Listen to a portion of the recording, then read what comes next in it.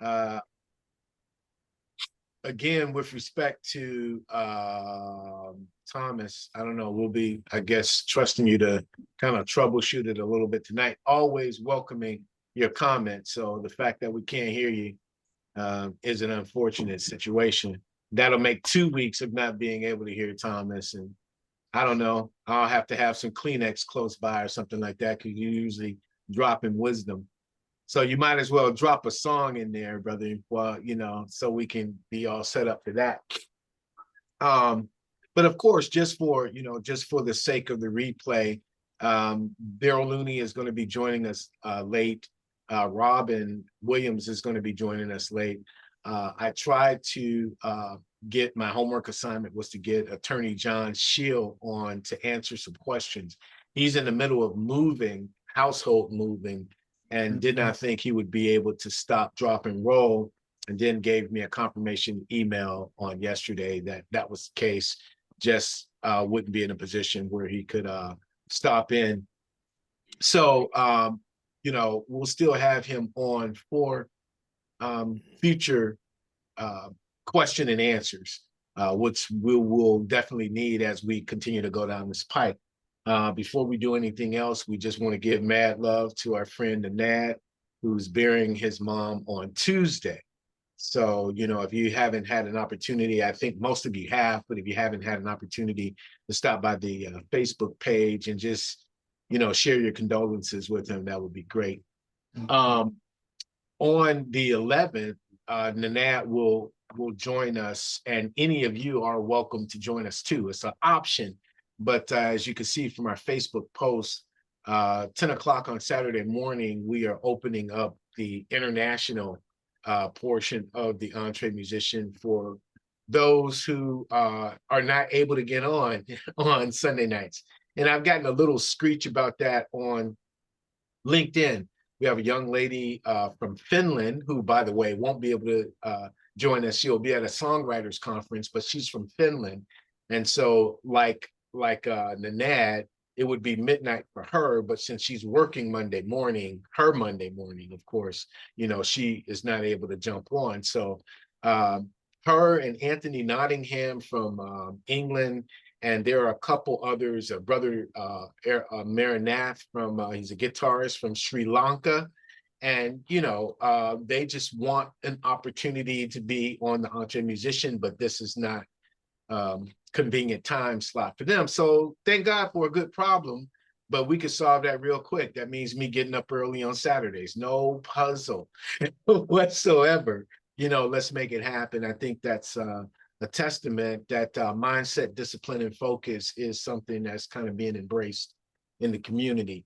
So Nanad is going to be like my right-hand man on that. And some of the things he'll be able to interpret, but just understanding that Eastern mindset where, I'm totally Westerner, he could break things down a little bit better than I can. So he'll be helping to interpret and broaden that scope.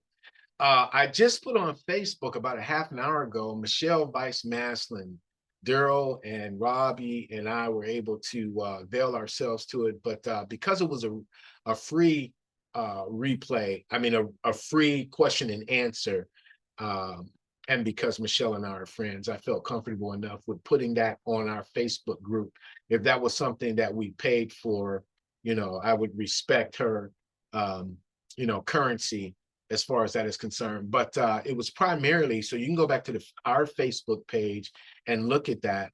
As a matter of fact, I have it queued for tonight because Robbie asked a question right before I was able to get off that I want to kind of discuss a little bit. Just to give you a recap, about 3 weeks ago, I went to a film fest. Was it 3 weeks, 2 weeks? Whatever it was, I went to a film fest in Youngstown. And then the following week, which I think has been 2 weeks now, I went to this consortium of about 35, 40 different filmmakers. I put those pictures on the Facebook page as well. And we had begun the conversation here in this community about, really putting some energy behind working with independent filmmakers directly. I don't know how much work Daryl has done. I know Jessica has, and I know Robbie and I have really been active in getting our music into sync. In fact, full disclosure, you guys already know that Robbie and I are working on an album together that he's going to be presenting to Morris Young, whom he signed with. And with respect to finishing up that album, what we understand is when we do that, they take the album, they accept it, they put it on the shelf, and they look for placements from it. But with respect to having access to independent, get my voice straight, filmmakers, we could kind of cut out the middleman. And I don't mean that disrespectfully, but we can go right to them while they're working in the midst of the project and begin to design music for them. So we felt that that was some energy. That was the reason why we had invited John Shield on, because we had some questions accordingly. So I do want to spend some time with that tonight. Again, looking at the question that Robbie asked Michelle, but she gave an answer. And when I got off, I had texted Robbie about how does this work with soundtrack albums? Because she had gave him an answer as far as what the film producers, directors, company own the songs outright. You are a work for hire. And I'm thinking, okay, well, that I understand that, because if you're writing the score for the movie and all of that, but how does that work if there's a popular song that they're playing on the radio that is that artist's song, but they also used it as a feature in the movie? And then I started again thinking back to Rocky, Shaft, Superfly. How did they work that out? Because the artist was able to vibe off of their work, and it also helped to propel the movie. So what happens as far as ownership, publishing, all of those things are concerned? Because clearly those songs were on the radio. There's another one that I looked up a little bit today in preparing for this meeting, and that was Dirty Dancing. Dirty Dancing was a high charting soundtrack for the movie, but those songs were specifically separate from the movie and integrated into the movie. Do you understand what I'm saying? So there's some homework that we need to do so that as we're talking to these filmmakers, we can know what best agreements that we can enter into for that. Anybody have any feedback or any questions, comments, gripes, or complaints about anything I've just said so far? I really don't know, but I would guess you get paid twice. That's what I thought it would be a separate situation, because with respect to the soundtrack album, that's a record company, a record label involved, and so it's like a marriage from the record label to the film company.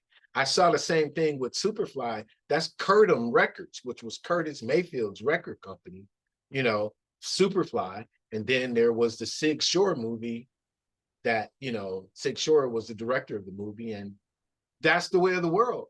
The Earth, Wind, and Fire album.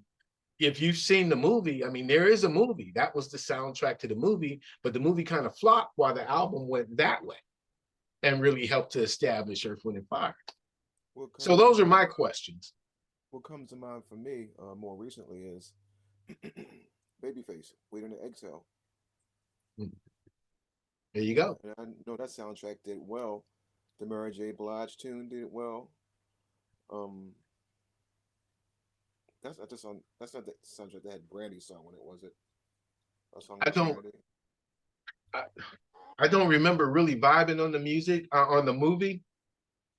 Of course, my beautiful wife did, but I just I knew it came and went for me, but I wasn't sitting there on the popcorn with it. Gotcha.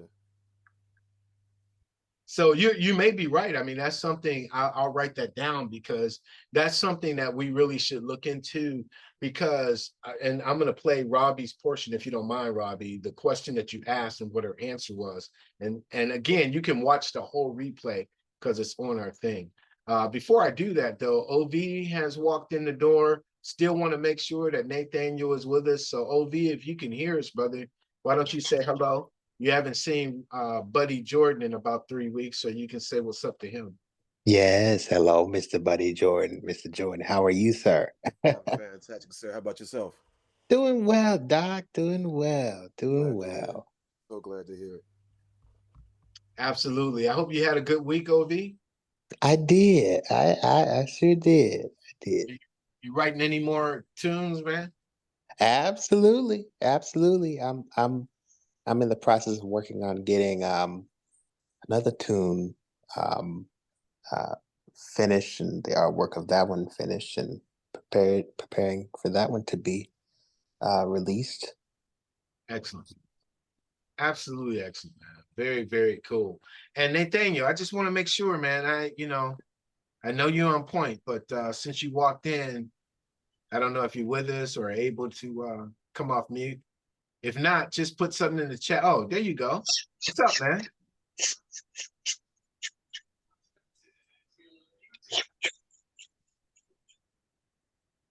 Oh, I don't know if you're trying to talk or yeah. I don't know what's happening on that, but yeah, grateful you're with us, Nathaniel. Like I said before, Robin and Good evening, fellas. Good oh, evening. good evening, brother. Right. Good evening. How you guys doing? Good, bro. How you feeling, man? I'm hanging. I'm hanging. That's all I can say. Brother, I'm glad you with us, man. Yeah. You know, I mean this wholeheartedly, man. I pray for you guys, man. And Nathaniel, man, I'm praying continual strength for you, brother. Just continual strength, man, for sure. Yes. I appreciate that. Really do. Definitely. Definitely. Were you able to hear everything that we were talking about with respect to movies? Was that getting through to you? You were cool? Yeah. Yes. Do you have anything that you wanted to add as far as that's concerned? No. I'm Okay. good. Very cool. All right, well, I'm going to see if I can share this screen and if this portion won't come in where Robbie's asking this question. But like I said before, I put it up here so you guys are able to see it on the Facebook page. What I'm hoping is that you'll be able to hear this as well. So let me know, okay? Can you see this? But at any rate, Robbie, you've been waiting a little while. Can you hear that? Uh-oh. Loud and clear. Oh, you can hear it loud and clear? Mm-hmm. Okay. What's your question?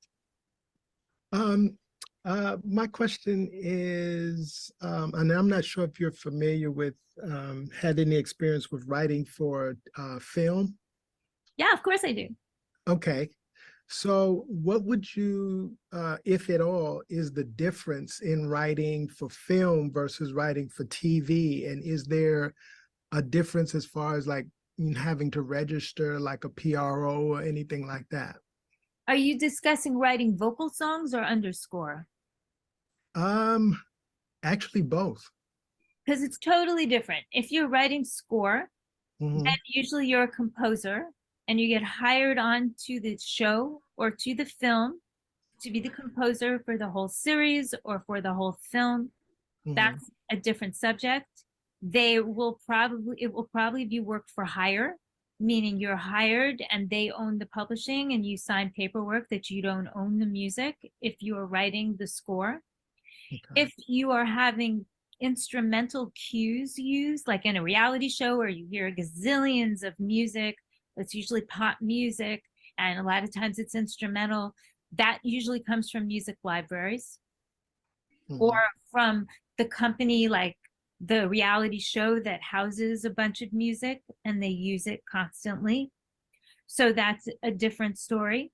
If you are writing songs for a film or a TV show and they're not being licensed and they're not existing already, if you're actually writing songs for the film, then usually you get a contract and you're asked to write a song. Like I just did a Mattel movie and I wrote and produced 5 songs for the movie, right? I was contracted, hired up front, and then I wrote the songs. And then I was required to make changes as per whatever they required, right? I can't say no. They asked me to change something, I have to change it. And they own the publishing, they own the songs, it's work for hire. So that's usually what happens when you write specifically for something. If you write for a TV show Mhm. and you write one song for an episode, still usually you are hired. I just wrote some songs for a kids show and I was hired to do that, right? There's a Mhm. lot of paperwork and they own the songs. So does that help? If not, they're licensing the songs and you own the songs. But if you're actually hired to write for them, Mhm. that's what happens. Okay, so you're saying that as far as when you're hired, they own the publishing but you still own the writer's share?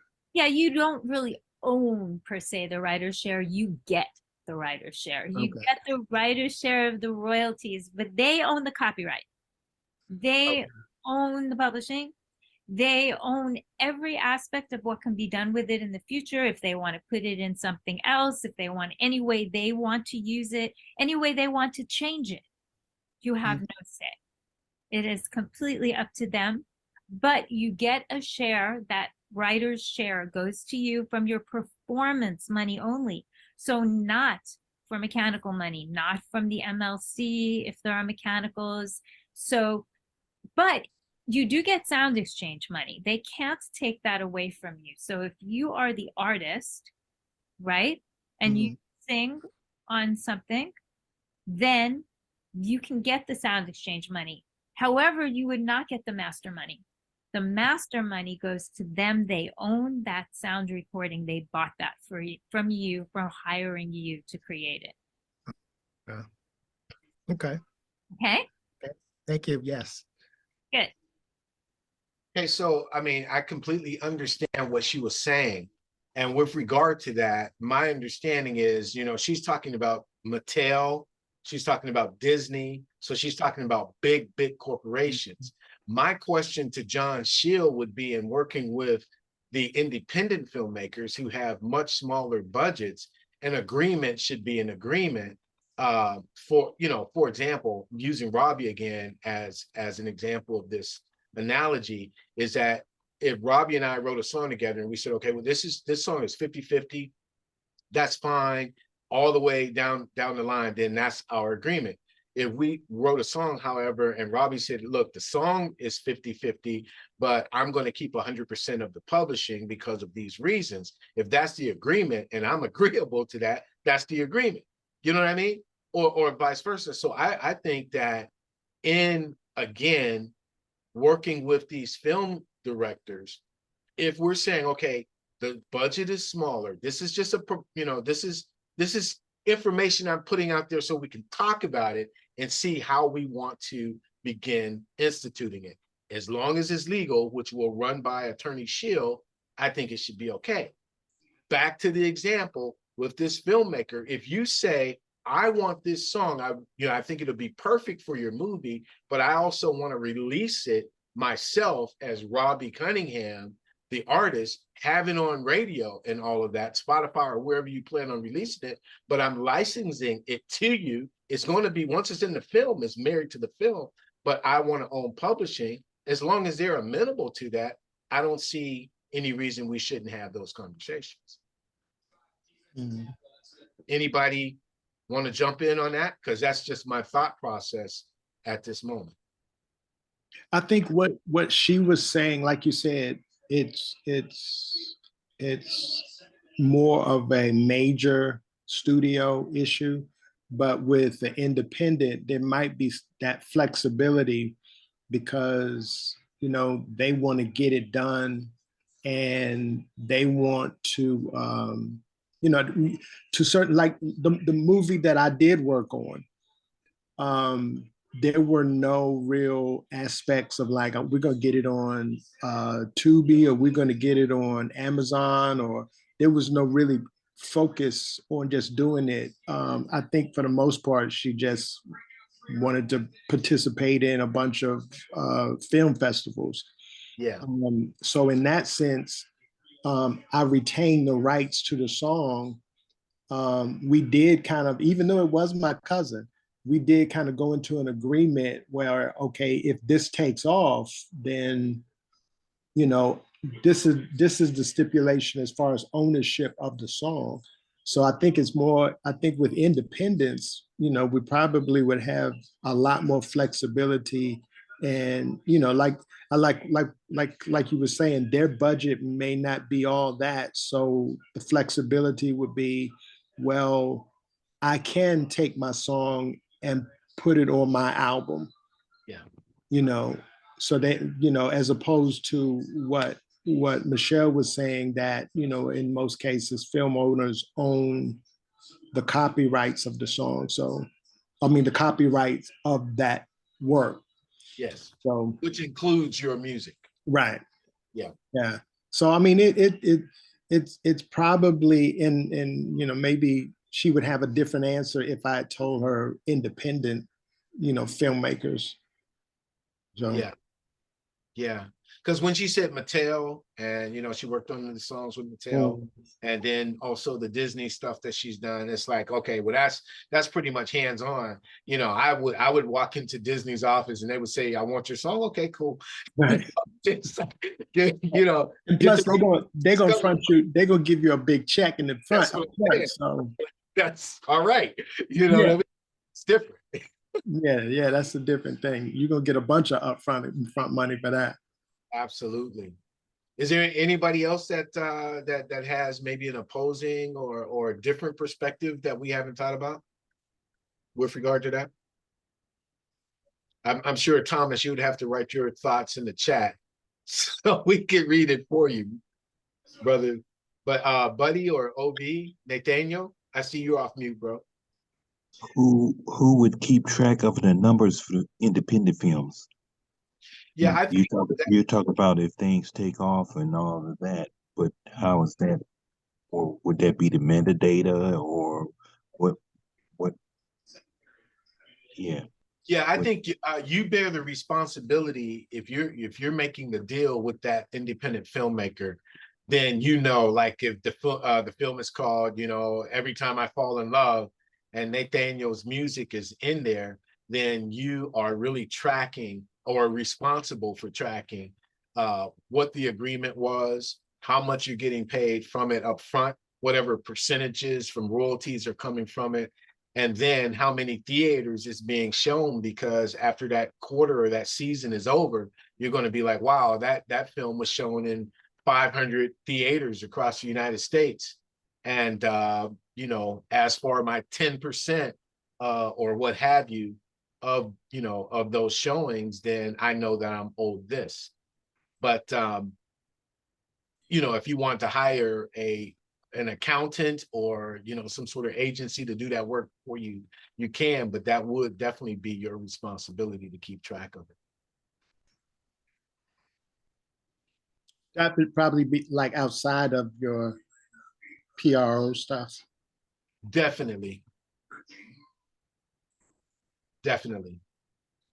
Because the PRO stuff will only kick in, like she mentioned sound exchange, that's one thing, but the PRO stuff will only kick in if it was being played on the radio, or if it was being played on you know, jukeboxes. They wouldn't count films. They don't go into the theaters for BMI or ASCAP. So that's where it, for me, the freedom and why I'm bringing this all up is I'm thinking again on soundtrack albums, and I'm thinking about the flexibility of releasing that song yourself as the artist. And by the way, this song was included in the film, although you're still rocking it separately, like the Waiting to Exhale thing that Buddy brought up. Make sense? Yep. So that's my little spiel for this evening, as far as that is concerned. Please be putting your questions together, because if John can make it next Sunday, you know, I would love for us to ask our questions directly to him, you know, because he will give us the legally binding answers. So now we can really turn the conversation around to what's been happening in your career. What are, you know, what's on front burner for you, and you know, if there's any ways that we can help, how can we help? But you all can't talk at once. That's the only thing that might stop that up a little bit. By the way, Mr. Jerry, I just want to say I know the conversation is taking a turn, but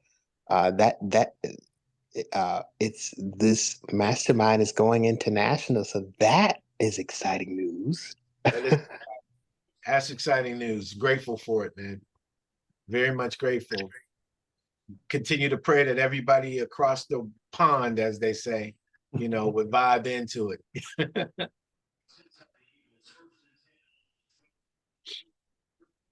So yeah, anything anybody is working on, or any questions that you have that Robbie the genius can answer, or Buddy the professor can answer, anything like that, Hmm.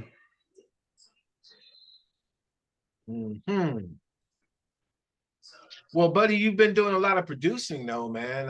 What's happening on that? You missed a couple of days, so catch us up on where you've been.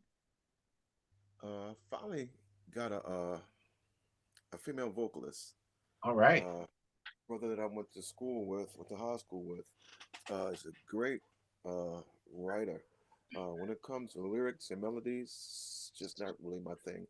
I wish it was. God gave me other things. He didn't give me those. I don't have that. But that is right up his alley. So we are actually 100% writing for a female vocalist here. It's a great singer.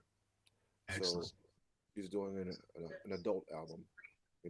Like you say back in the day, man, I need a club banger. We ain't doing no club bangers, bro. We doing grown folks music. So finally, man. So hopefully we'll start tracking some stuff for that this coming week. Excellent. Absolutely excellent. Blair apologized that he could not be with us tonight. Don't know where any is. This is becoming a testosterone-ly driven mastermind group. None of our female folk are showing up the way they are, but again, that's what that Saturday morning is all about too. Perhaps doesn't mean that you just have to be one of the international people. Once you're in, you now have the option. Mr. Jerry, quick question about the how is the process going with Adobe Atmos? I'm very curious about more about your experience with Dolby. Yeah, as a matter of fact, I'm just after I get off this call tonight, I have to tape the open and close of tomorrow's podcast, and that's more of my conversation with Dave and Danny. We've already filmed it, but to the listener, it'll be like, yo, this is ongoing. So with respect to Studio One, as you guys know, I think we talked about it here, is they upgraded because Robbie was talking about, yo, man, Logic had Dolby the renderer all along. So Studio One upgraded, and I was able to finally hear the mix. I don't know if you guys have these VSX headphones, man, from Steven Slate.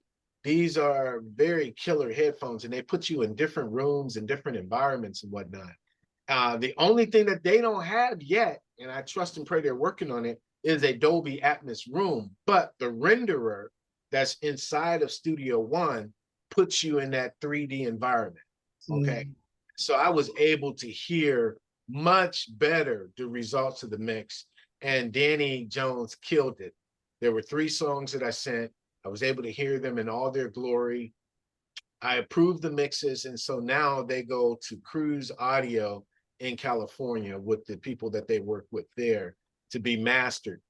And what I need to find out, and Robbie and I have talked about this on Tuesday, this coming Tuesday, and again, OV, this is my answer to you.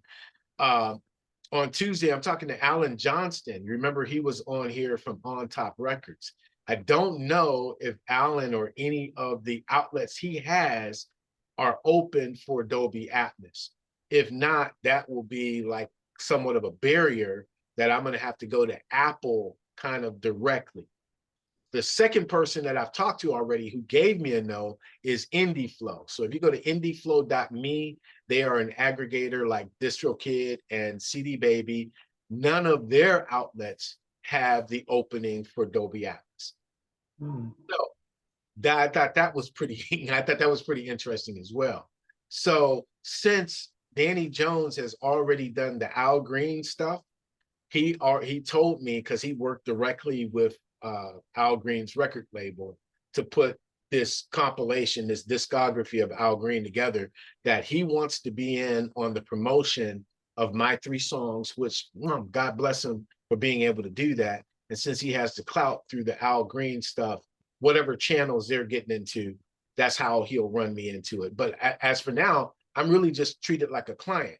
I paid a discounted price to talk about the Dolby Atmos experience with the podcast audience, utilizing their names. As you can see on Facebook, I put their logo up and all of that. So that was my discounted price. But by him saying, hey, if you have some trouble in getting this released, I want to use my name to help you out. And I was like, thank you, Lord.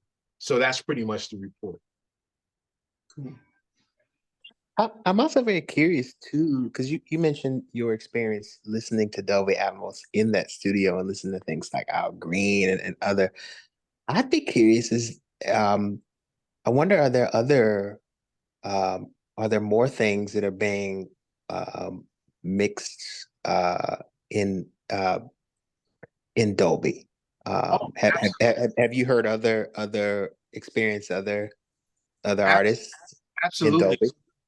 Most of them are legacy artists, like Stevie Ray Vaughan. You know, they're going back into the archive. If you can remember, OV, I may be telling my age. Actually, Robbie's much older than me, so he would remember this. He's older than me like a lot.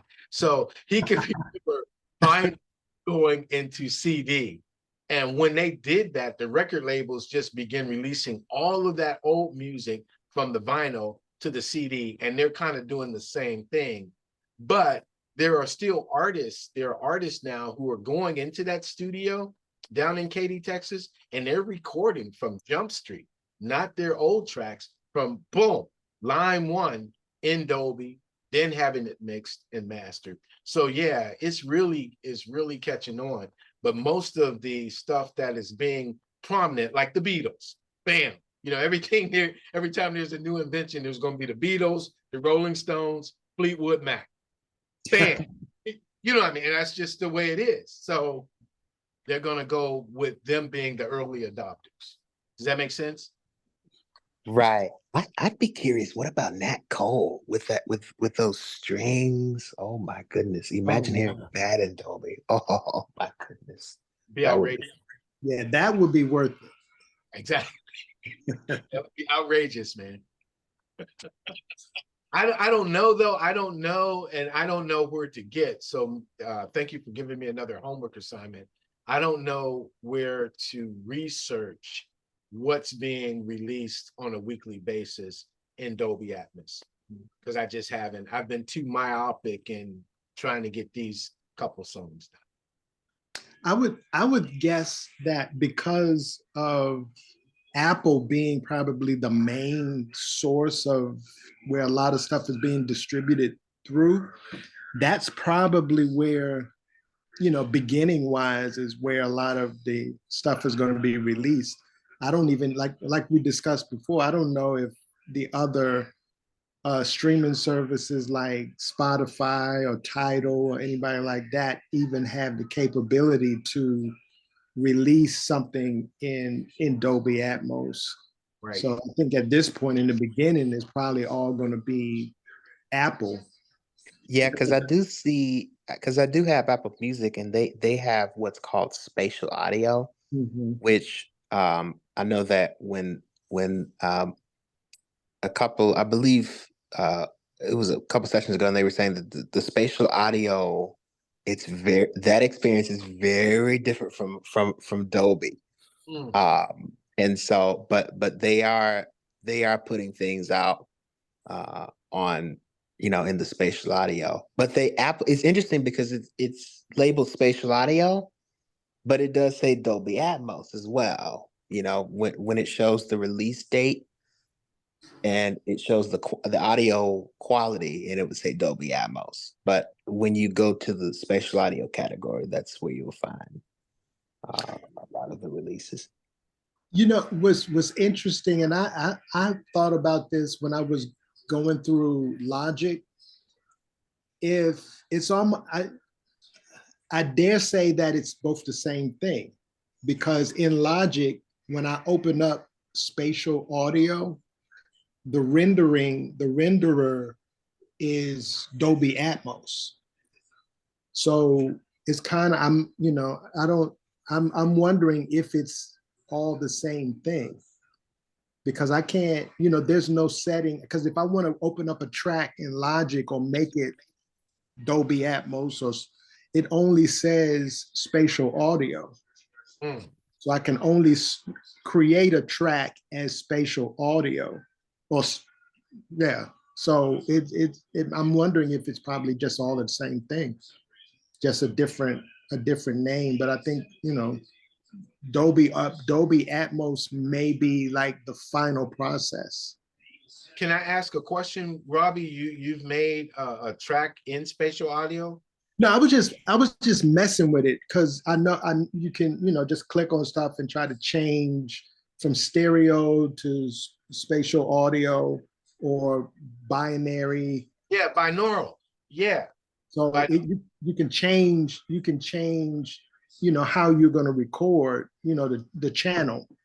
Yeah. And so it's kind of like, I think it's only just those three options, where it's stereo, I think is binary audio, and then spatial audio, something like that. But you have to then create a whole different template for it to be Dolby Atmos or spatial audio, whatever. Yeah. So it's I'm wondering, just curious if it's all just the same thing, just as Dolby Atmos is the final process. Was interesting to me, because when they sent me two files to listen to, one's that binaural file, and then one's called an ADM file. When I opened up the binaural file, it looks like a stereo file. It just looks like two waves left and right, and it's the fold down. But the ADM is like 8 or 9 files, and the first track has like 7 or 8 lines or tracks on that one track. So it has layers. And then the second one would only have like the guitar, the keyboard, the vocal, and that's called an ADM. I don't know what it stands for. But when he was saying, listen to it, he was saying, here's the binaural, which is the fold down, but always approve what the tracks I want you to approve are the ADM files. And so that's what I had to approve. How did that sound in the mix for them to send the ADMs over to the master? So it's almost like a multi-track file, because 7 or 8 different tracks open up. So I mean, again, I'm a little scared of it, because one of the things that Studio One did was they made all their plugins, their stock plugins, Dolby Atmos compatible. But I'm afraid, because I don't have 11 speakers around. So I'm like, I'm a novice. Like, how am I going to make this sound like it's supposed to sound? I only have the headphones, and I don't have the true immersive experience. They got 4 speakers in the ceiling. You know what I mean? They 4 here, 4 here. I don't know. Like, you just gave me a bomb. Yeah.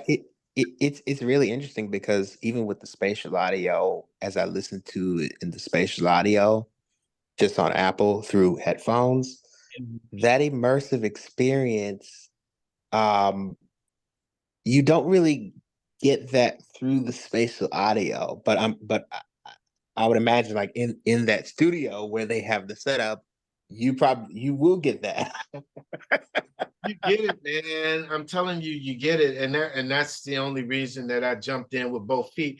I want Adam to come back on. Remember the brother from Florida, who wasn't very convinced? He had the studio in Florida that Vance introduced us to, and when Dave and Danny were on, he was not very convinced that it would be, but he said the brother who owned the studio was building a Dolby Atmos room inside. I would wonder what his thoughts are now after this situation has come about. When just curious, when you went to that studio to experience Dolby Atmos, what was what was the setup like? How many speakers were in that space? Just Yeah, curious. so envision this. So they sit me down in what they call the suites, of course. Okay. So the first thing you notice is 4 speakers in the ceiling. So you got 2 front, 2 rear pointing down at you. In the front of the studio, you have the center speaker and you have 2 to the side here. Then you have 2 to the side front, you have 2 to the side back, and you have 2 immediately behind. So you really are immersed around with speakers, and then there's a subwoofer on the floor, front and center. Okay. Then it starts. So imagine the amount of instrumentation that can be separated. Okay. So take a song like September from Earth, Wind, and Fire, which you've heard guitar, and that's here. Okay. You got a cowbell here. You got some stuff going on right here that you never heard on the CD. And it's just like they have like shakers or something. And then you got, so you got horns blaring from here, trombones coming from behind you. Do you remember? That's all around you. 21st night, September, bing, bing, bing. And so there's another guitar that's going on underneath the bass. And it's just like right here above your eyelid. Just that. Okay. So you got drums. It's just like the drums are spread out. The hi-hats are here, snares here, toms all around you. And imagine you're a drummer, you're sitting behind the kit. So you're actually behind. It's nuts. It was immersive. It was stuff that I've heard this song all my life, and things in the song that I never knew. Oh wow. And your boy, Let's Stay Together. Why I'm so in love. And it's just like, this is new. It's an experience. That's the best way I can describe it. Instruments that you thought you knew and heard, because these are songs that you tore apart in your childhood. And it's just new. Yeah, now that you put it in that description, I can kind of see why, even with the spatial audio, that would be kind of hard to capture that immersive experience through a set of headphones. I can almost kind of see why that may be a little bit challenging to even take a small pair of headphones and create that same experience through 2 ear speakers. Correct. But I will say this. I will say this though. However, if you have an opportunity, and if you have to save your nickels to do it, Robbie and I were talking about this. What, Robbie, 3 months ago or so, when I first got these VSX, these Steven Slates, and I thought, but they do. What do they call that? Psychoacoustics. They can do it when you are in the car. When you are on, listening to them, and they simulate the boombox or the cell phone or the club, you are in it. Now, what they recommend you do is listen to them as soon as you get them. Listen to them for like 5 or 6 hours straight, and they are very comfortable. These are the most comfortable headphones. I mean, I can wear them all day. Very comfortable, and so you wear them, and you get adapted to being in the room, because that's what you are. They have like 5 or 6 other studios that you're in, and you can listen. One in particular, you can listen from the engineer setting or from the client setting on the couch, and you could hear the depth, you could feel it, you could hear things above you. I mean, I don't know, it's beautiful. I don't know how to describe it, but I know it has a lot to do with psychoacoustics. So if you have a good pair of headphones, they will definitely help you with regard to. Are those headphones wireless, or they? No. Here's the wire to them right here. Okay. Yeah, they're wired. Yeah, it's like a giant step of going from a good, I don't know what it disappeared, what Thomas put. It's like a giant from a good to a great set of speakers. You hear what the other speakers couldn't produce. only surrounding you. That's absolutely, Mm. that is absolutely correct. I would think something like that, probably the basic listening experience would be in a room. You know, the ultimate experience would be in a room as opposed to headphones. Yeah, Yeah. yeah. That's the ultimate experience. Yeah. Now, Tesla, BMW, what's the other one? Mercedes-Benz are the three cars that are beginning to introduce with all the speakers in them, Dolby Atmos.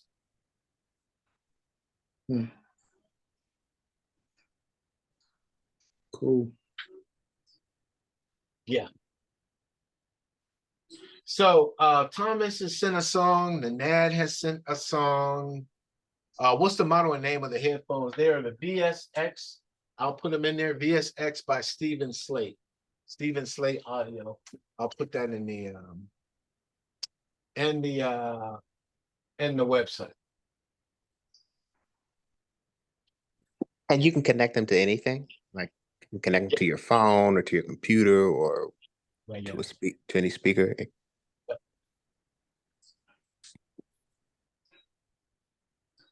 Yep. Anywhere you would.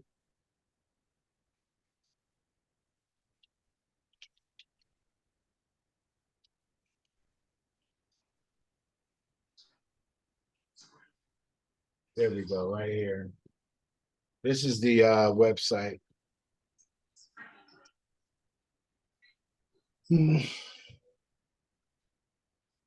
Yeah. You can pay the $299 model or the $499 for how expensive are they? And yes, they will act as a normal headset. The $499, what you're paying for is unlimited rooms. As they continue to build new rooms and new spaces, then you will never have to pay for that anymore. If you pay $299, I think they only give you like 10 rooms or something.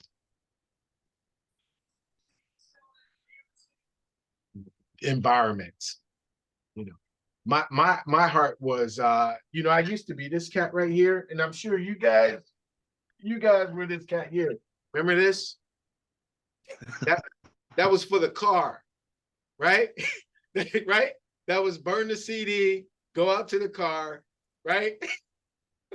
And that's what I used to be. So now what these have done is replaced, because I can sit in 3 different cars, an SUV, a small coupe, they give you different cars and you don't have to erase these. But then once the bass is too loud, or that vocal is really punching or whatever, you go back and adjust that, sit in those cars and see what the relative volume is, then going and burning CDs and taking it back out to the vehicle. Because I would listen to my wife's car. She has a sedan. I have an SUV. You know what I mean? And that's just going to give you a different environment. So I haven't burned many of these in a while. But yeah, man, I go and get a pack from Walmart, 50, bam. And that's how I'm checking my mixes, So that's it. Oh man, those were the days. Absolutely. Absolutely. Well, I guess we can cut over to some music, unless I'm not running the conversation. The conversation is for all of us. So if there's anything like pertinent that you think we need to be hitting. Oh. How is what's going on with the song that you guys, Ovi and Thomas? Are you guys still working on that? Oh yes. I have added another file in the Dropbox that has some new lyrics. Miss Barbara Ward, actually, we are working on she's added some more lyrics. And then I've recorded in the file a Dropbox of the lyrics, plus the lyrics that Mr. Thomas has added. And so, yeah, I think just kind of establishing, building the song, the structure and the form of the song, as far as the um, adding a verse and maybe possibly a chorus to the song. I'd be curious what the title of the song is. I would have to come up with a title. Are you able to in OV? Pardon? Are you What was the able to question? put that Dropbox link in the chat for everybody to grab that again? Ooh, okay. Let's see if I can. I'm not sure how to copy and paste the link. Thomas, I see that hand while he's trying to work that out. You have something to add to that?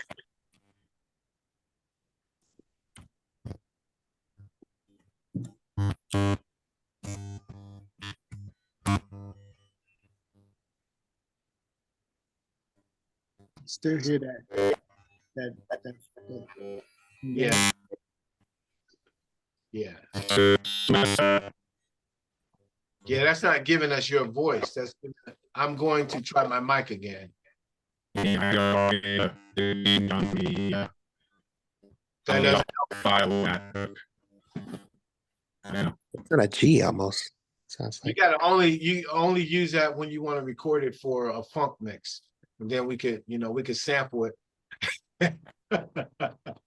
We'll sample that and start a charger on that. Right, we Put don't it need in talk Buddy's. box, the vocoder. Buddy, you can use that, change the key, put in your club mix. My club banger. Right. Yeah. So, OV, what DAW are you using?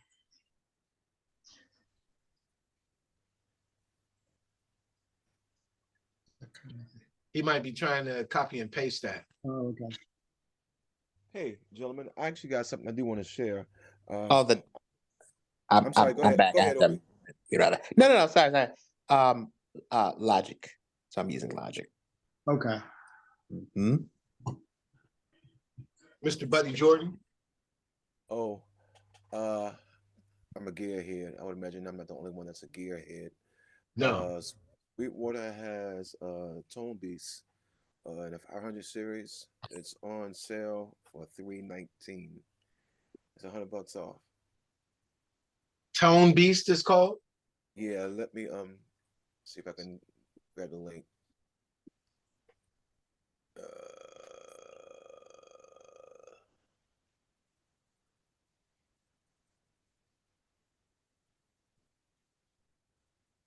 Give me a second. Also, would you happen to have a song you're sending in for this evening's listening palette? I don't. Okay. Tone Beast. They always make this so difficult how they do this. It's called a TB12. What is it's a plug-in, I'm sure. No, sir, it's actually a preamp, but it goes into a 500 series chassis. Okay.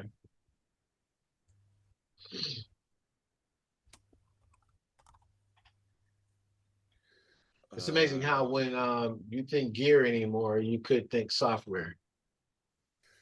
You know what? I'm just about there, man, but I still have a decent amount of hardware though. Yeah, I can see it. Well, I can see it behind you before you sat down. No, you didn't, because it's all to the left of me. It's right. What's that behind you? I mean, with the amps and the bass guitar, that's like boom boom. That's what I thought you meant. Oh no, Yeah. that's my bass rig. That's actually one of my bass rigs. I got 99 problems, but a rig ain't one. I can dig it. Here it is. Here it is. Here it is. Let me see. Sweetwater got something going. Can I can share my screen and you can show me if this is what it is right here? This Tone Beast right here? Is it orange? Oh no, it's not orange. Oh, this says warm audio Tone Beast though. Yep, same TB12. thing, but yep, but that's not the that's a 19-inch rack mount. I see. The one that I'm speaking of is actually chat. Here it is. I did find it. Okay. So what's up with the early Black Fridays and like how come they don't, like everything is getting earlier? What? What? They want you to spend that money now. Yeah. Oh, did everybody get my thing about native instruments? Yeah, yeah. Jump on and get you a free EQ. Oh yeah. not the free EQ, but just the free bundle. Oh, Also, the complete. Yeah, the free bundle for native instruments. So it's worth it. Absolutely. Get you into that that native instruments atmosphere. Absolutely. I had to pull Jerry in kicking and screaming, but he's finally in here. It was a simple invite, man. Nobody was kicking. Like, They're I click. Oh, okay. they're still offering the free bundle for native instruments. Yeah, I think it's the complete start. Correct. Okay. Yeah. Did you put that? You put that on the Facebook page, right? Yeah. Is there anything in that complete start that's not in any of the other bundles, or is it basically some of the same stuff? It because it's like a beginner thing. Probably the same stuff. If you have anything like complete select or above, it probably at least has that. Okay. But I think what it does, and I think what it has also is it has a couple of instruments, but the presets are limited. Gotcha. But it gives you a good start. It gets you in the door, I think, because actually, my opinion, technically, I think a lot of native instrument stuff is going to become like the hallmark for a lot of recording.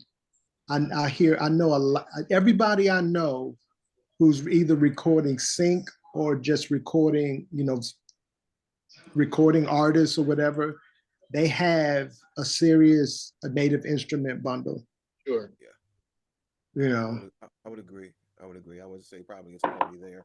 That's coming to be. I think it's probably already there. Yeah, that's absolutely right. I did put that link in from what Robbie put on Facebook in this hit too. So that's real cool.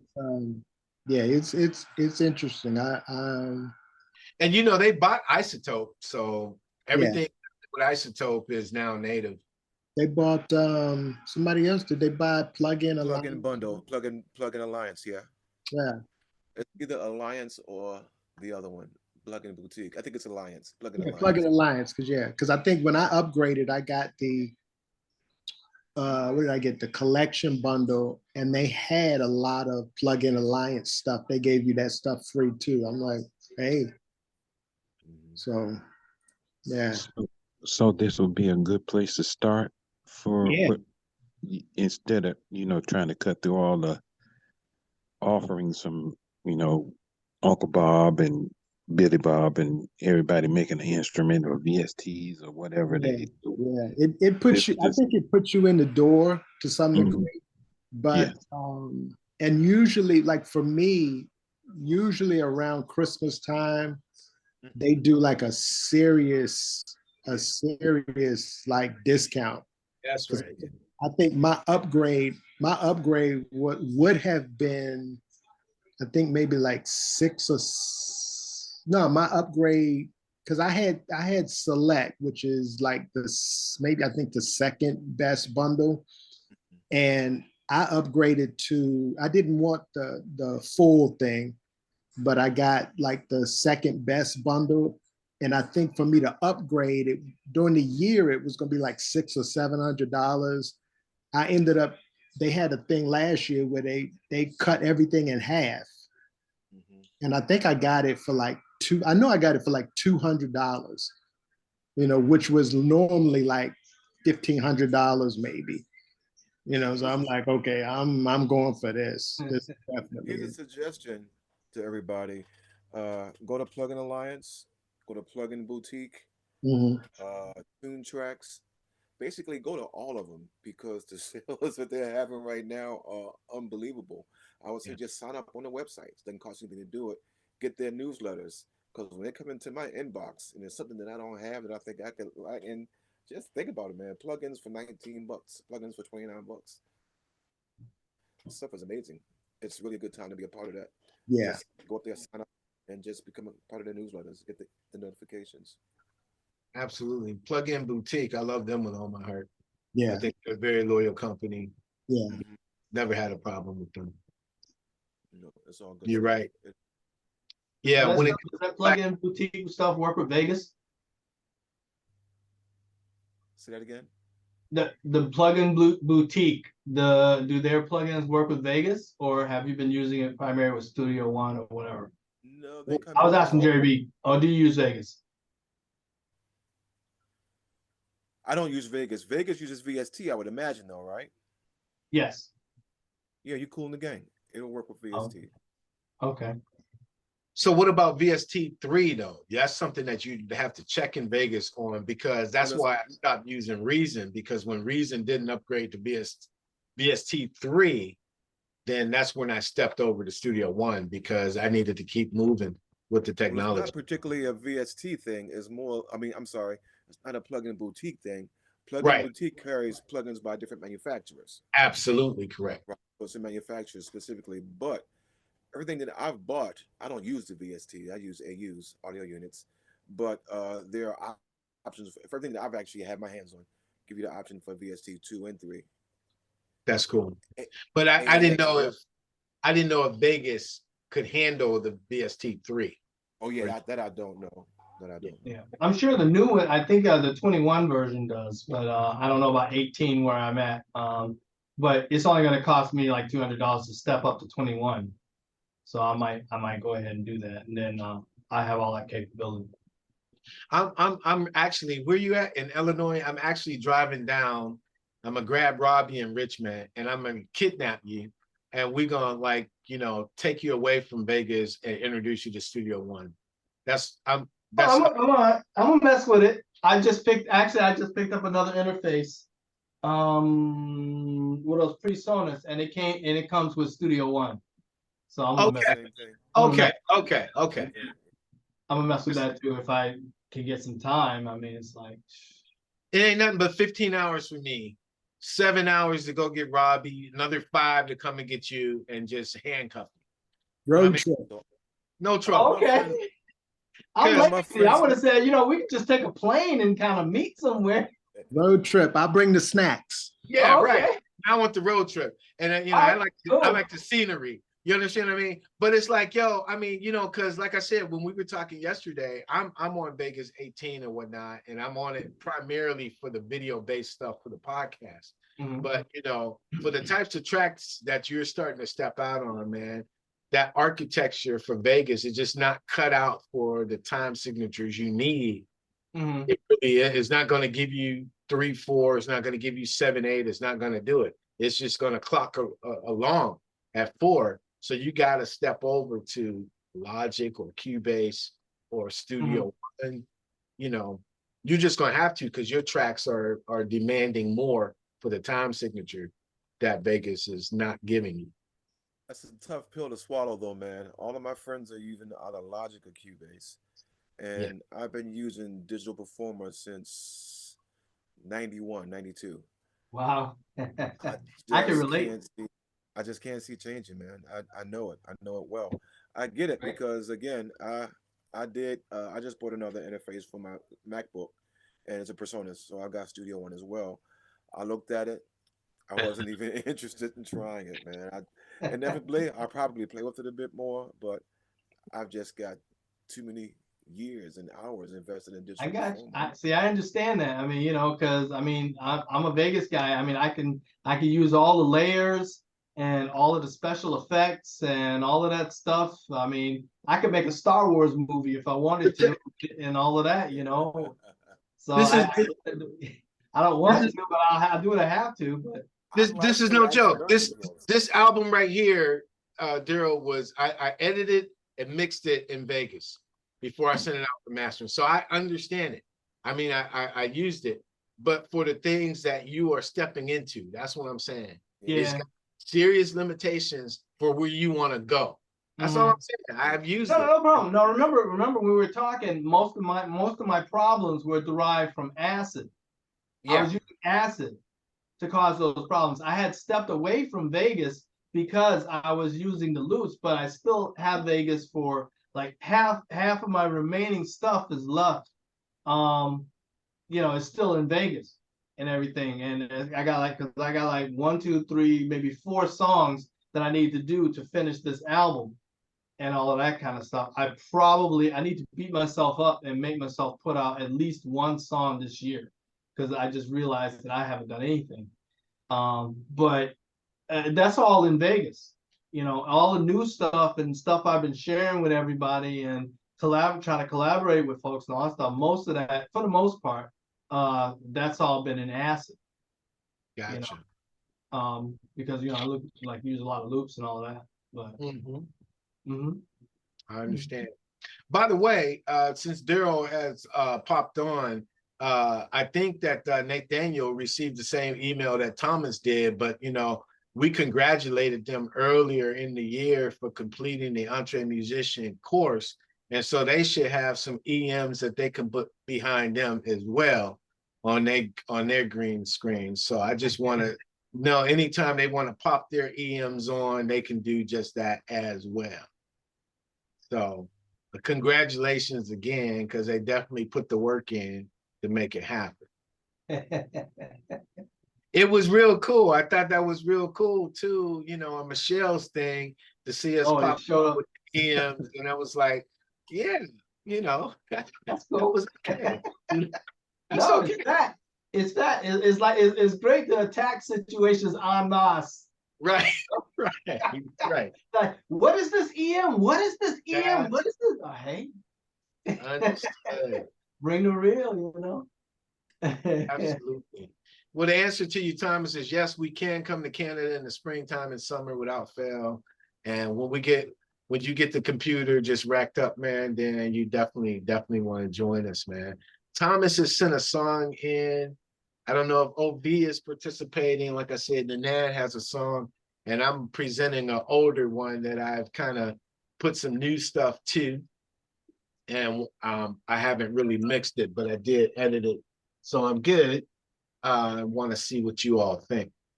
But before we turn to that, I want to make sure that all hearts and minds are clear. Oh, yeah. Yeah. So let's just out of respect, I'm gonna make sure that we could get this computer audio, the flow, advance, boom. And anybody, if you want to, you can get in at the last minute and send me a song. I'll do it. But this song right here, we're going to start with this because Nanad is dedicated to his mom, and he wanted me to play it even though he wasn't going to be here today. So we're going to start off with this track. It's called Sesha.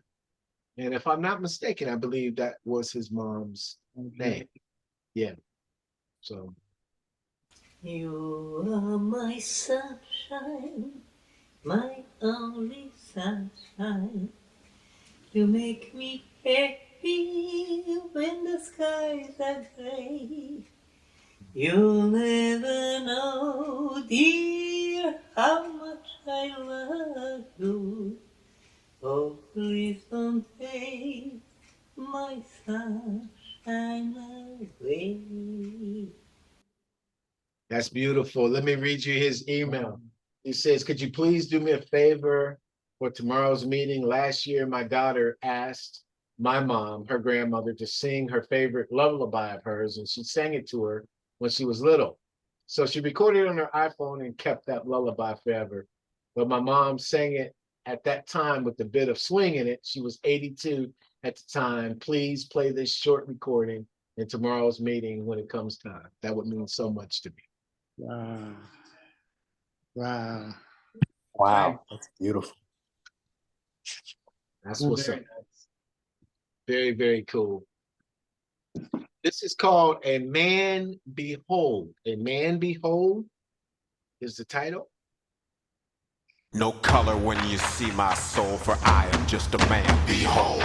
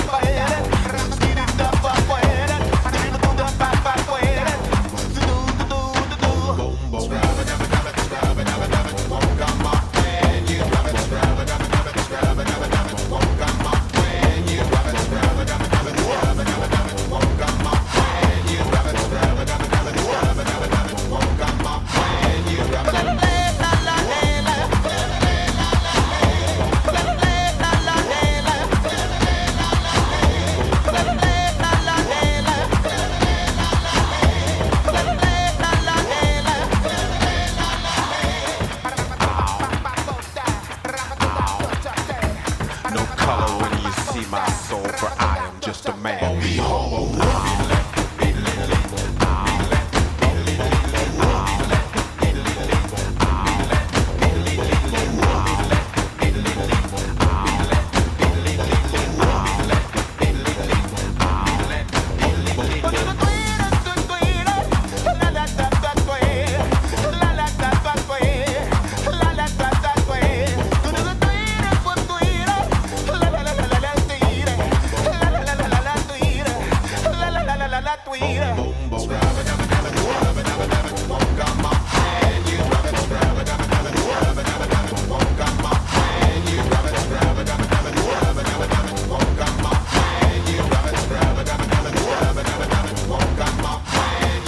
Look at me and see my soul.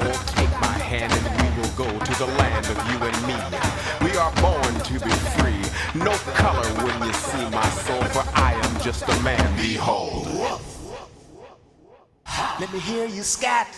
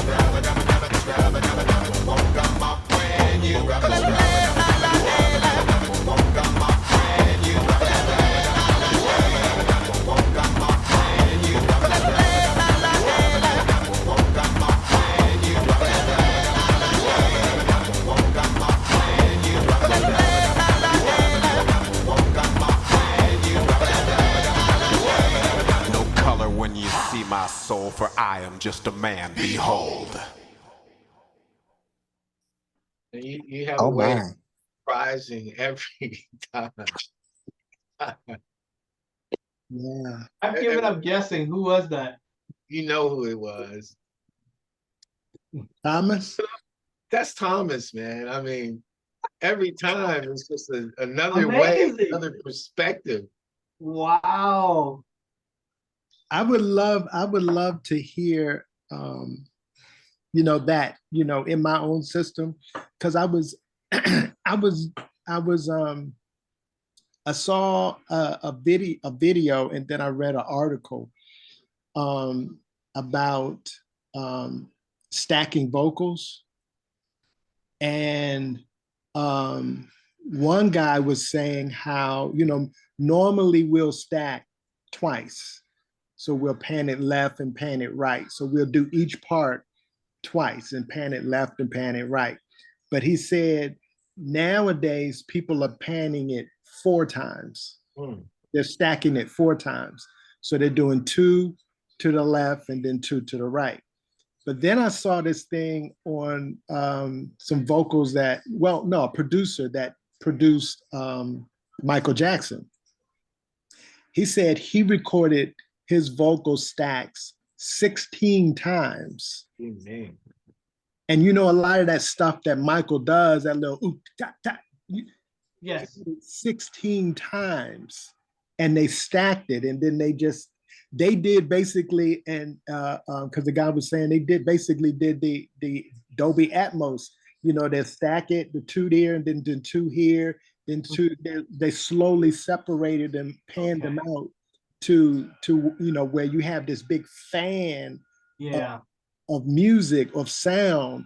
And I would love that. That got me into the mindset of that would be a perfect example to do that, stack your vocals, Thomas, like 4 times left and right, and do different parts 4 times, at least 4 times left and right, because being it all vocals, and then you could do some really creative stuff by just panning it all over the place.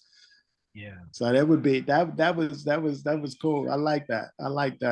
And for him to sing all the vocals and just, man, that's very cool. Yeah. Amazing. And when you're talking about that, Robbie, you're talking about these are separate parts that are being sung. These are not like taking the track and just copy paste. No, separate songs. Separate, separately. So you do that, like let's say you do the alto part. Mm-hmm. You'll do the alto part 4 times. Gotcha. And then you would pan, 2 to the left and then 2 to the right. Then you do the soprano, the alto part 4 times, and then you would kind of pan them a little bit above that and space them out, or however, mix them in, in different spaces and kind of do. So I haven't done it yet, but I'm remixing. I'm redoing. Actually, there's a song that I want Ovi to play piano on, and I'm going to remix. I'm going to redo the backgrounds, because I've already done the backgrounds. I've actually done the backgrounds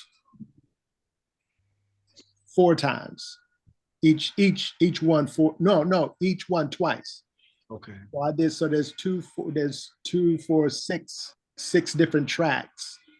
And so I panned them out, but I'm gonna go ahead and blow it out and do at least 4, and see how that works. Because now that I got a more powerful computer, and see how that works. So yeah, I have a suggestion. Go for it. I've actually been doing that for years. It does work. So, but I was only doing 4 takes. So I would do 2, left, right, and then I had a vocalist step back a foot from the microphone, then do 2 more. So the placement in the room makes a difference as well too, because you don't get the close mic sound and you get the sound of the room. So once you start to stacking a lot of vocals, just to keep down the phasing issues, which you really shouldn't get, but just step back about a foot from the mic as well. It makes a difference. Yeah, but another engineer friend told me, he said another way to do it, like if I do 1, kind of be off the microphone, like sing off the microphone this way, and then do another one and sing off the microphone this way, and then do 1 off like this and then 1 off like that. So you kind of get, so it does give you the idea of there's 4 different people, 4 different voices, which is and I was sharing on Instagram, because somebody would comment, a lot of people would comment, and they were like, well, oh, we could use a vocal line and we can do this and it's much easier to do now. And I'm like, man, put in the work. Put in the work, put in the work and do it. And that way you train yourself. Because when I originally did background vocals, there was no auto tunes, there was no vocal align or anything like that. Even though I have those tools, but I love the art of and the challenge of matching my vocal. Matching it so perfectly that you can't tell that you can tell it's my voice, 4 or 3 times or whatever, but there's a characteristic to it that sounds different. So I love the art of recording vocals like that. I can do that all day. There's nothing. Yeah, Thomas, it's like there's nothing better than like stacking your vocals and recording them and getting them and singing them. You might have to do 4 or 5 takes of one and then try to get that perfect one to match the first one. But that whole process is like, I could spend all day doing it. Can you hear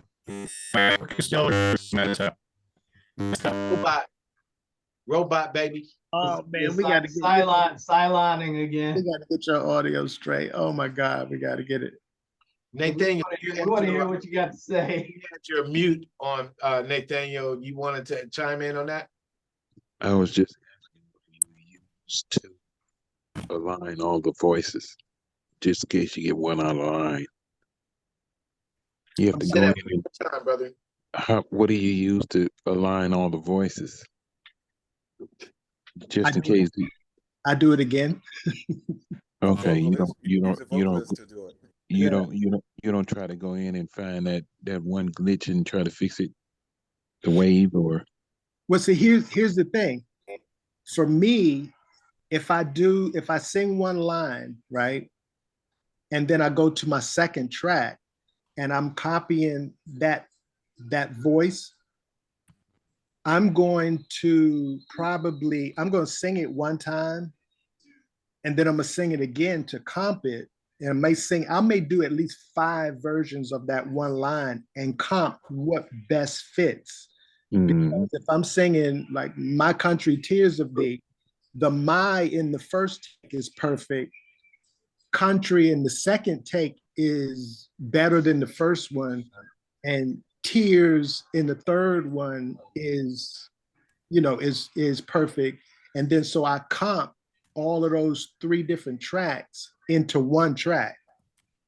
So that's the other process too. So you get in there and you Oh, come on. Why is everybody frozen? The waveform in such a way that when the second line comes in, it doesn't sound like it's a second take. There's no glitch or no, snaps or no anything like that goes in. It's like, it sounds like a consistent, track. So you go in and do that. So, but for me, when I get lazy, I do have a program called Vocal Align that if I get that one and match it, I can set the plugin on all of my other tracks and it will match the rhythm, match the rhythm of all of the other ones, and it will set it, that way. But that would take all the fun out of it for me. To do it that way, that may take 2-3 minutes. I'd rather spend the hour recording the song and going through the comps and going on, doing all of that stuff. I'd rather spend the hour. Believe it or not, I agree. I'm with you there.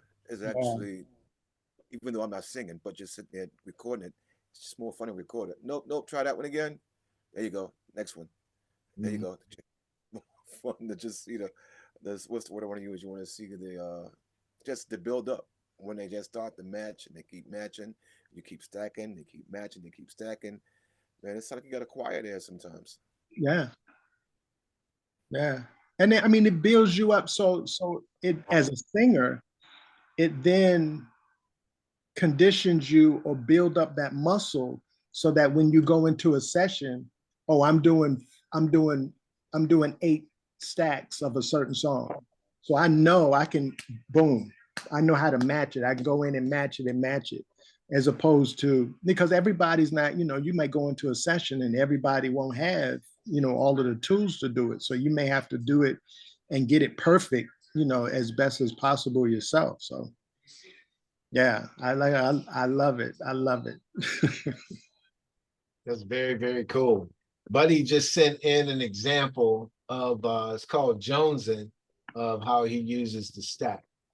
So, and before we play it, Thomas said, even when you're recording vocals, you can deviate a bit to make it work. Just think about another vocalist coming in to sing the harmony parts, and you will have a deviation of the voices. So I'm his translator tonight for the robot. Help me release this Jones, babe. Please talk to me.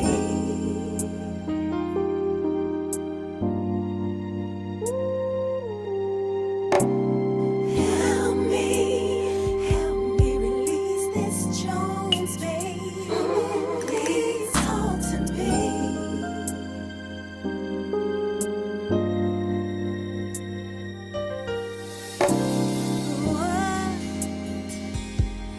Is this strange thing? It's calling my name, baby. I have no words to explain. Just one of them love things. I need you. I need you to help me with, yes. Just one moment to talk to you. Just one time. One word, one sound from you. Oh, baby. That's all I ask, baby. That's all I need, honey. I'm chosen for you. Oh, help me, help me release this Jones, babe. Come on, please talk to me. Talk to me, talk to me, talk to me. Help me release this Jones, babe. Please talk to me.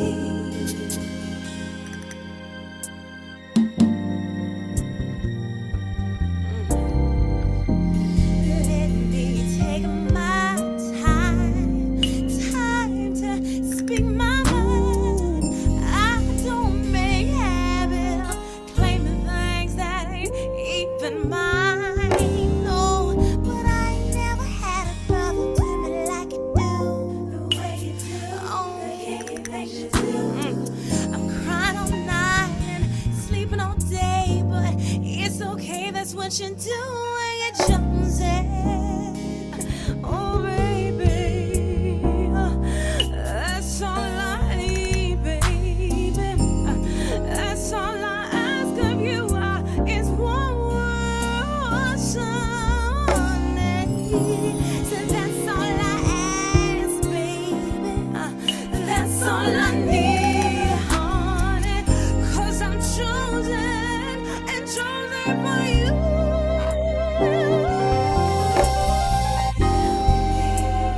Help me release this Jones, baby. Please talk to me. Oh, talk to me.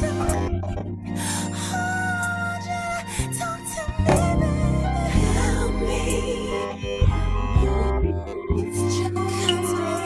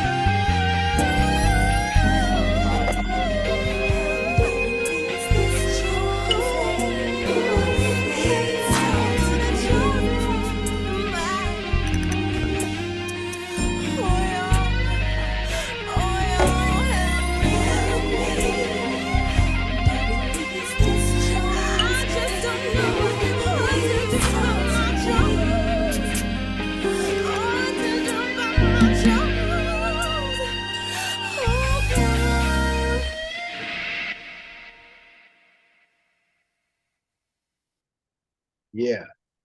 I like the build on that, man. The build was climbing, man. You climbed it. You climbed that ladder, baby. Thank you, man. I appreciate it. That was That that was song that was is that was wild. it's That literally just like that Right. one of those gliders taking off. it's literally 17 years old. Wow. It can Wow. still fly today. Yeah. I think. Yeah, definitely. It's ready for the world, baby.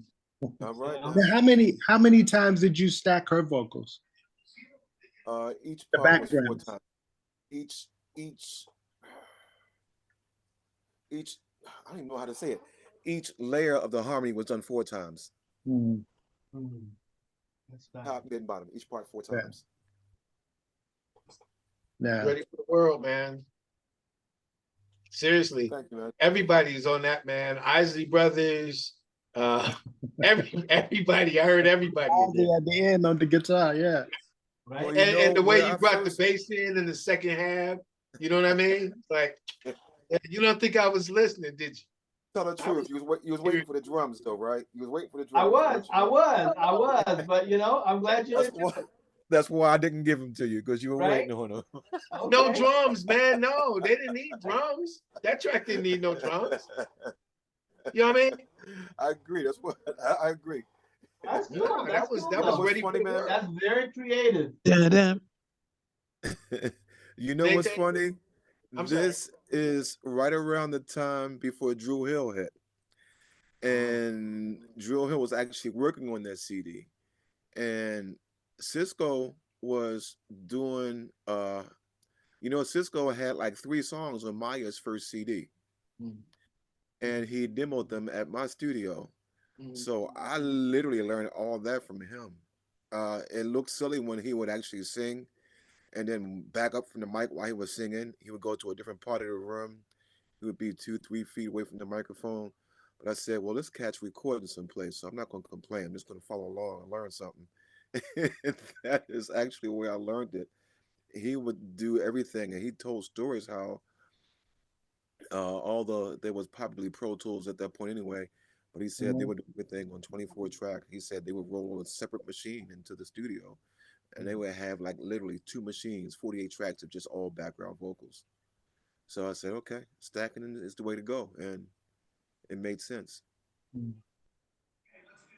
It's almost like it's a certain polish to stuff when you stack vocals, because you can tell the difference when somebody just does, the alto part, the soprano part, and just the tenor One part. pass. Mhm. But then when you stack all those parts, it's almost like a Dolby Atmos experience. It's like, because you hear voices, you hear the thickness of the voices. Mm-hmm.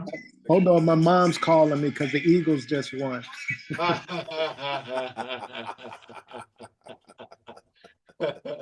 Well, That's what's up. This is Jazzy Time.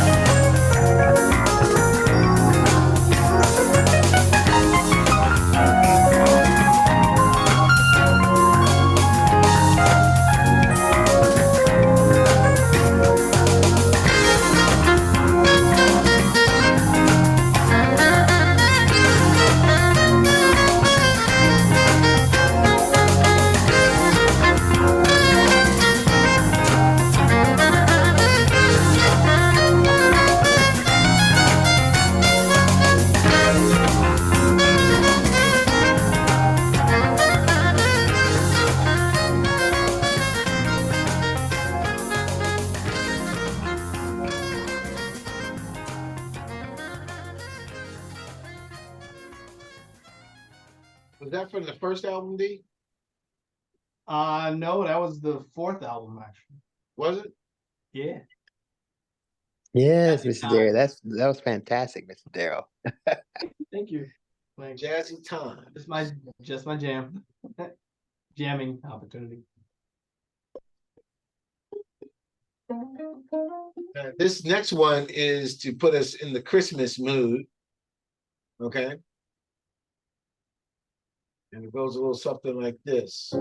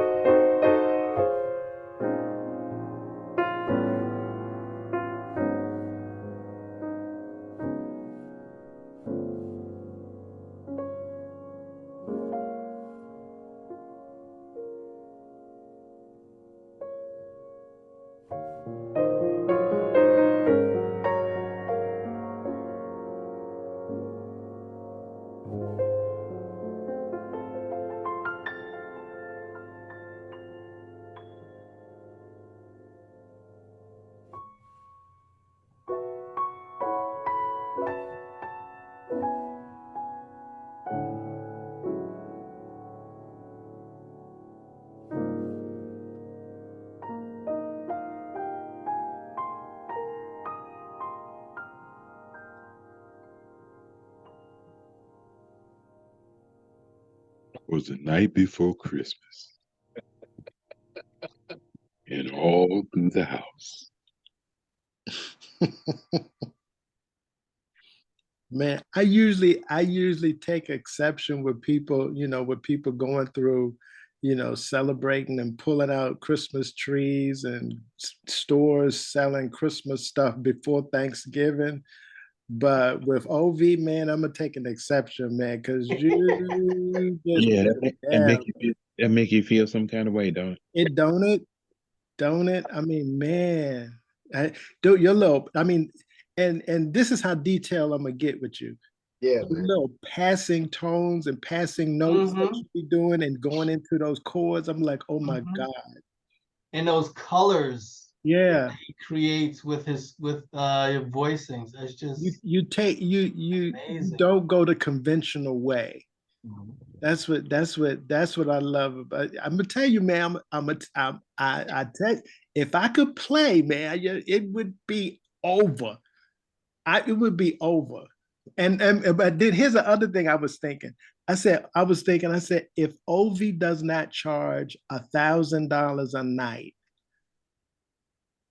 you know what I'm saying? If Right. you are 100%. you are 100%. being underpaid for Yeah, anything you do.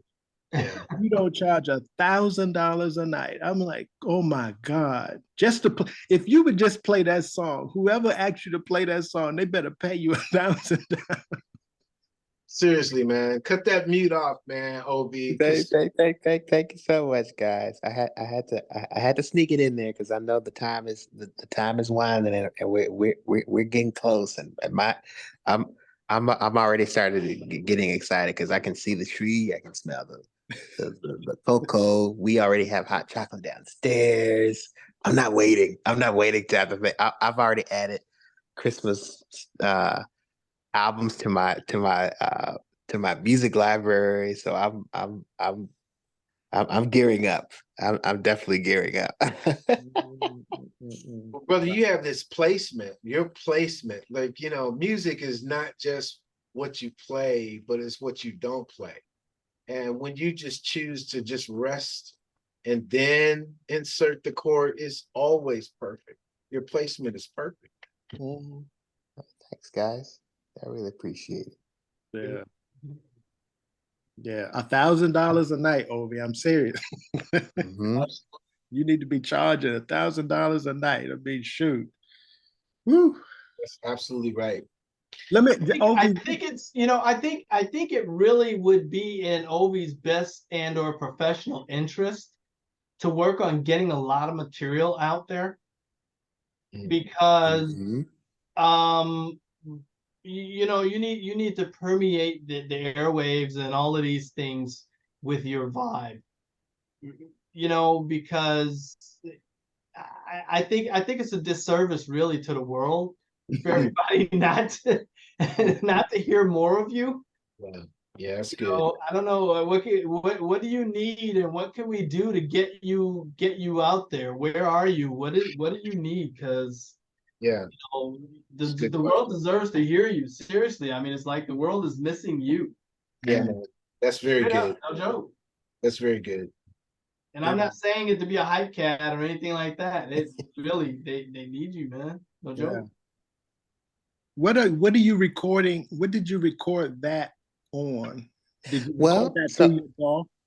yeah, I no, I record well, I recorded through Logic, of course, to my DAW, using my Rode NT5 microphones on a beautiful Steinway Boston uh Grand that I love so very much. That thing it's like my baby. It's a joy to play it for sure. Uh it has that warm tone that I love very much. That's what attracted me to it. So but yeah, I use the Rode NT5s and I had them on a stereo bar, on one stand on a stereo bar and have them in like the XY setup. Mhm. Because they have the XY and or the ORFT pattern setup. So I did the XY setup and just experiment with Mhm. that stereo, getting that stereo image, especially when you're recording an acoustic piano. It's a challenge to record an acoustic piano. Yeah. And I just thought about something because when I was listening to it, it sounded like it was in a room. But have you ever, and then the image just came to my head, have you ever experimented with putting a blanket over the top of it? To kind Now of, that's something that I can do because um the lid of it was open, of course. So I could just probably put the blanket maybe on top of the lid.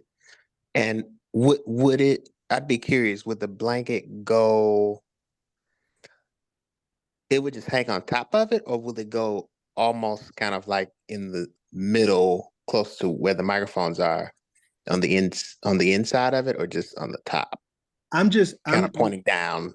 I'm just going by image that I seen of Chick Corea, Hmm. and he had, the lid was up, You know, the microphones were in there, but he had it draped all the way over whatever open space.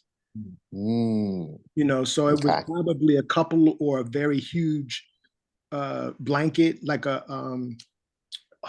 what do you call them? Those big thick blankets you get from One like, of those moving blankets yeah, that the movers use. yeah, yeah, get like those big thick moving blankets, and it Mm-hmm. was covering the whole, it draped the whole piano, but the sound, it didn't, you know, it didn't, the mics didn't pick up the room. So it was more of a, Ah, okay. It took more of some an of the intimate, ricocheting away. yeah, more of an intimate sound to it. Yeah, I would do that and pick like 5 or 6 public domain Christmas songs Mm-hmm. and drop them. Very good.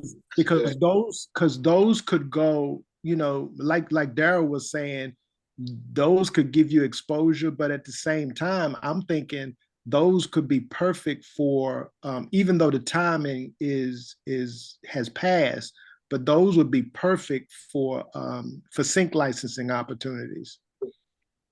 Sure. Mm-hmm. You know, they pick sync license stuff for Christmas stuff. I think they do like in October.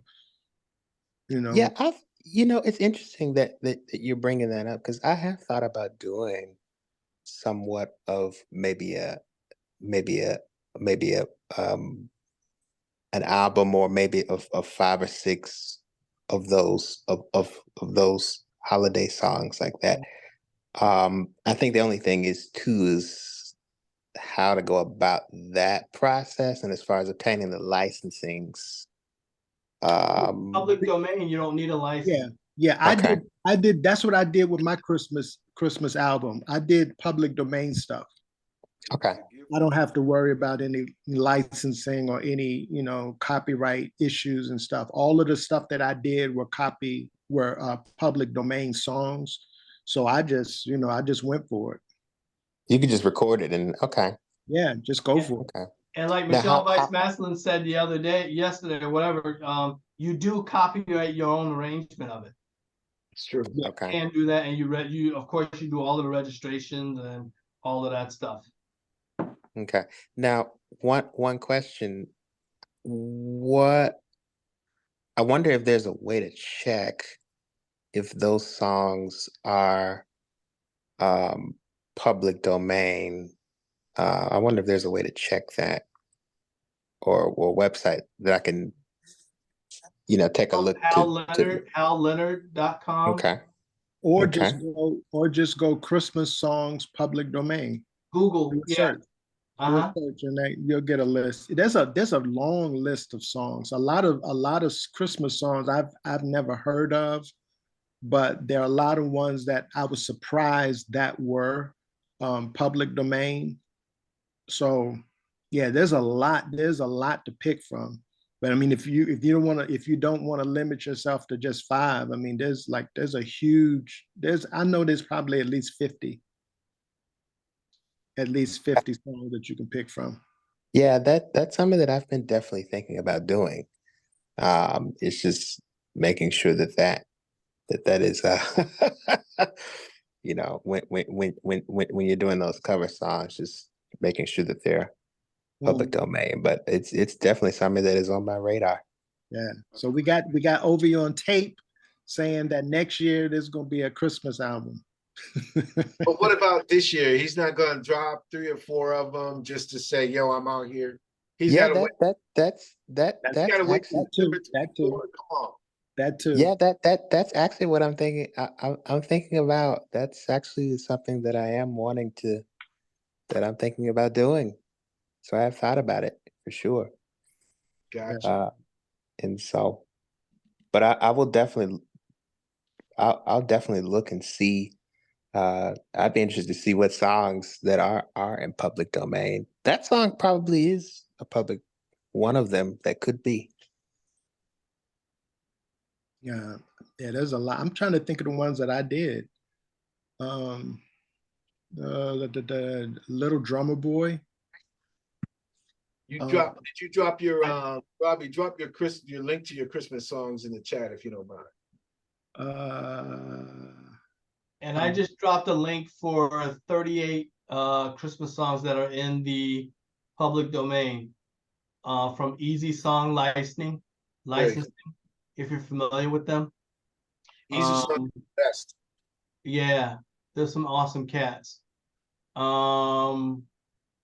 Yeah, there's 38 right there, and you got the link right now. So no excuses. Get to work. Get to work. So this last song is for your perusal. It doesn't have the stacked vocals. I haven't mixed it, but I did get all the elements in. I'm waiting for one guitar coming from South Carolina. Buddy, do you know Eric Tyus from South Carolina? H. Wade Johnson? Yeah, so Eric is putting the guitar on it. So the first time I let you all hear it, it was just an instrumental. So I wrote the lyrics. The vocals are placed, but they're not mixed. Again, I'm learning a lot as I do homework on it this week to stack and maybe call them back in for future stacking. So, you know, this is what you get right now.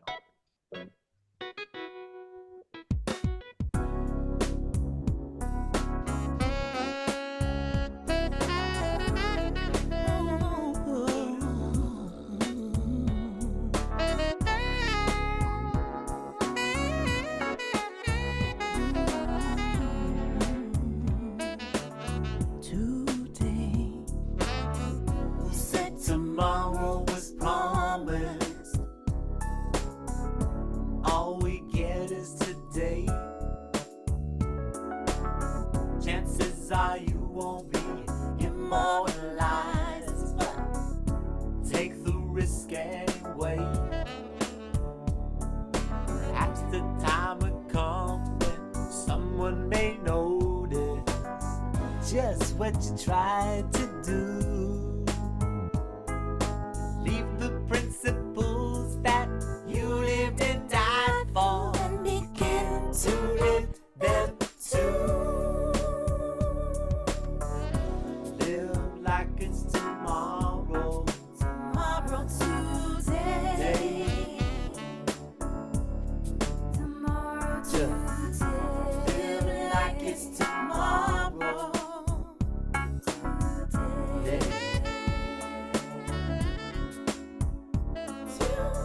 Nobody said that you would see the end of the day. Could be over at any moment. So, in your dreams right away. Love and forgive. Be ever grateful. Don't forget to pray. This may be your last chance to say I love you. Do you forgive my fall? You consider huge and enormous cat.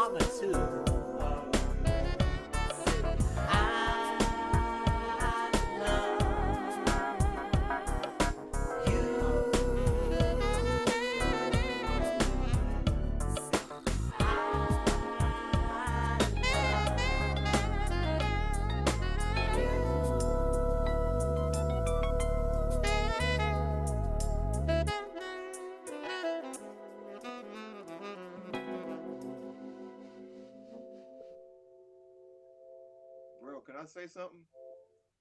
Yeah. I've been trying to find a song to use a Wurlitzer in, man, and I just can't find the right song. You found the right song, brother. Wurlitzer is working in that too, bro. I got about 3 or 4 whirlies that sound great, but I just can't find a song when it's working. Good job. That chord, oof, that last chord at the end with the sharp 11 in there. Oh my goodness. Oh wow. Thank you. That's Good my job. homework assignment this week. Where's the whirly coming from? Studio One, actually. Okay. It's in there. You have it. You now have it. I haven't touched it, bro. The instrument is called Presence. I can't find a place to use it. It don't seem to work whenever I try to use it. Yeah. Yep. But like I said, I'm still waiting for a guitar, and then I'm just trying to place everything in the right environment where it should be. You know. Cool. So that's my homework assignment this weekend, is to tighten up that. Are you planning on putting this one in Dolby as well, or just No, letting it? I think this one is just going to be regular, and unless, I wanted to release it before the end of the year. I think that's doubtful at this point, but yeah, this one is it just has to get out there. Okay. I'm going to talk, like I said, I'm going to talk to the brother from On Top. That's Tuesday, Alan Johnston, and just find out where he is, because I've already signed the paperwork with him, and it might go to that. But then I'm waiting on, I need that guitar. I was trying to do a Boss Skaggs, Bobby Caldwell, I wanted that Blue-Eyed Soul type thing in there, which is why I chose the vocalist Nick Aducci that I did, because all up in that Steely Dan, calling notes, you know what I mean? So that's where my head is. If come through, man, you need to hit your boy David Martinez. Oh yeah. That cat's lethal. Yeah, David is right on point. And he has quick turnaround too. That's cool. There's no discount on him. I know he's a back pocket and a loyal brother, but I'm a word type of guy, so I already put my word out to Eric Tyus. So all right. That's cool. Yep.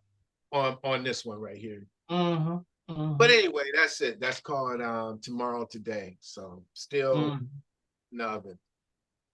Anyway.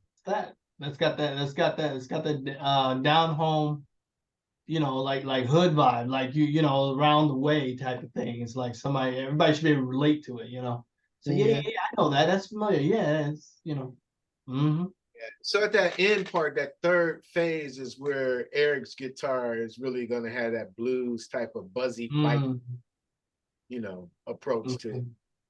You can't steer too far away from jazz. So that's how come the vocals are very sparse in that area. It's just the I Love You, because I really want the guitar solo to really take it. So they couldn't clog it up with vocals, you know what I'm saying? But we missed Robin tonight. I know his Eagles, I think his Eagles won, so he may have went to a victory party or something, but glad all of you joined us this evening, and we'll be back next Sunday. Do we have any homework? Again, you want to listen to that Michelle Weiss Maslin. I think there was a lot of questions. By the way, Daryl, I put that on the Facebook, the replay. Okay. Because I know you missed part of it. So there was a lot of questions that were asked and answered, and she is a science book. She does know her stuff. I got a question. Go ahead, buddy. Daryl, I saw when you had your violin in your hand, is it a 5-string violin or is it 3-on-1? I'm a 5. I love 5s. Okay. Yeah. So that's not a thing. That's just yours. Is that no. That's the thing. You can get 7-string violins. Oh wow. Oh yeah. Okay. Oh yeah. Yeah, but I like the 5 strings because they're a little bit bigger. They have a lower tone than just a regular. This is a regular violin. Okay. And this is my 5. Well, one of them anyway. This is my this is my 5. It's bigger. So You probably can't. Was an extra string higher or lower? Bigger. Yeah. The Just like extra string 5-string basses. right? Yeah. Is the extra string higher or lower? Extra string is lower. Okay. Yeah. For me, it's a low C. And there's two Yeah. the fourths. How does it go again? Yeah, it goes down in fourths and up in fifths. Okay. Yes. Mm-hmm. Getting a lot of theory tonight. It's real good. Nathaniel, you got some final words for us, brother?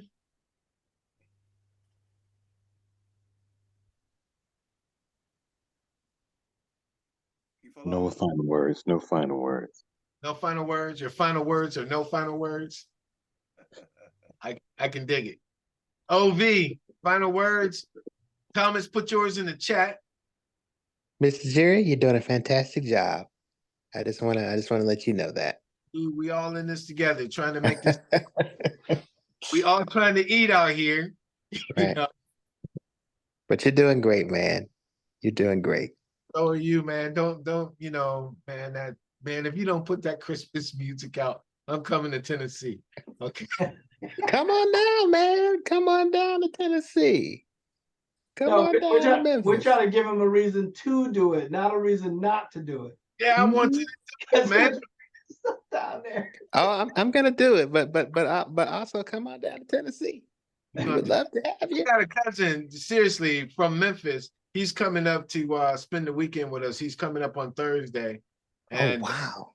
Wife was upstairs getting the next room ready for him and everything. He'll be here to Sunday. But I told you, I got fam in Memphis, man. Oh my goodness. That's for sure. That ain't no problem, me coming down there. None. 0. 15 hours. Boom. Seriously. All right. All righty. I'll be looking for you any minute. 15 hours from you to Memphis? I'm 15 hours, man. Be careful what you pray for, OV, because I'll be at your step, bro. All right. I look forward to it at some point. Robbie is muted. You were gonna say something, Robbie, but you muted out. You can come to Route of Virginia and pick me up. When I told you I'm gonna have the snacks. Absolutely, I don't mind. What you say over there, Thomas? Just wanted to thank everybody who showed up tonight for the session. God bless you all. Until next time. Cool. What's your final words, buddy? You got some final words for us? Actually, I do. On a sad note, actually, you may know him as a drummer. You know Aaron Spears? I didn't know him personally, but yeah, know of him, of his work. Absolutely. Yeah. Yeah. Did they say how that brother passed away? No, I haven't heard. Tell you the truth, man. I'm just kind of trying to stay away from the post right now.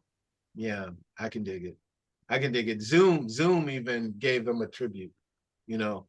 There's a lot of out there on him now. Bruh, this guy is incredible. Yeah, tragic loss. Yeah, incredible. But yeah, but other than that, man, it's good to hang out again. Word, I'm glad you're back, baby. Yes, on the one. Daryl, what's your final words, man, before Robbie take us out of here? Hey, it's good seeing all you cats again. Looking forward to continue to try and work with everybody. You know, anybody have projects or ideas, hit me up and all of that kind of stuff. I'm still hitting you guys up. So keep that going. Word up. Take us out of here, Robbie. What's up, man? Yeah, look, in the spirit of Aaron, it's always good to be important, but it's important to be nice. Right. On that note, peace Very and blessings. beautiful.